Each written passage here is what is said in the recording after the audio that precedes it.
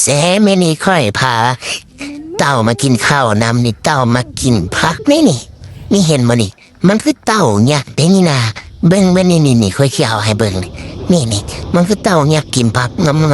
งำเลยนี่มันเป็นเต่าสุขาตาได้นี่นะมันกินผักเป็นแสบเท่นี่นะเป็นเต่าเนี่ยได้นี่นะทุกคนนี่นะโอ้ยจับมันบ่นี่โอ้ยอย่ามันเจ็บเว้ยก็อย่ามันเจ็บไปเต่าหน่อยนี่นะมันมามั่มผักเข่งแกว่าโอ้มันเป็นเต่างามเท่นี่กระดองมันเป็นแง่ให้ทุกคนนี่นะเต่านี่ลอยน้ำบ่เป็นได้นี่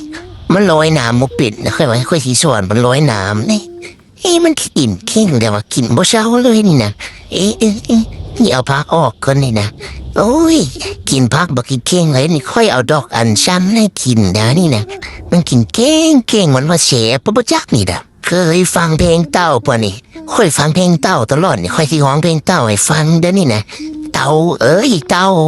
เต่ามันมีที่ขาสีตีนเดินมามันคำหัวโผมันคำหัวโผได้มันเป็นเพลงม่วนนะนี่ไม่ไปใช่นี่เต่าอย่าไปได้นี่อ๋อคานไปแล้วเต่าข่อยเลี้ยงเต่านี่มันมักอาบแดดนะนี่ทุกคนมันมักตากแดดได้นี่โอ้ไปเร็วอย่าไปปะข่อยได้ตกได้นี่นะอย่ากลับมานี่กลับมากินผักข่อยเอาไว้แก่นี่ผมกินดอกอัญชันข่อยนี่กินดอกนี่กินบัวใดนี่ค่อยตัวเจ้าหลอกมาเจอนี่ฮ่านี่อาหารนี่ค่อยเด็ดให้กินนะโอ้มีหลายเลยนี่นะกินนะเอาใส่ถึงกระดองเลยปะนี่นะนี่เอาใส่ถึงกระดองนี่ต่อยบาทนึงนี่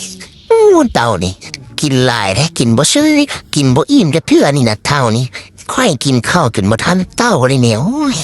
กินแต่พักก็เต่านี่เนาะโอ้ยออกเปลือนตัวข่อยนี่เปลือนตัวข่อยไม่เหลียวเต่า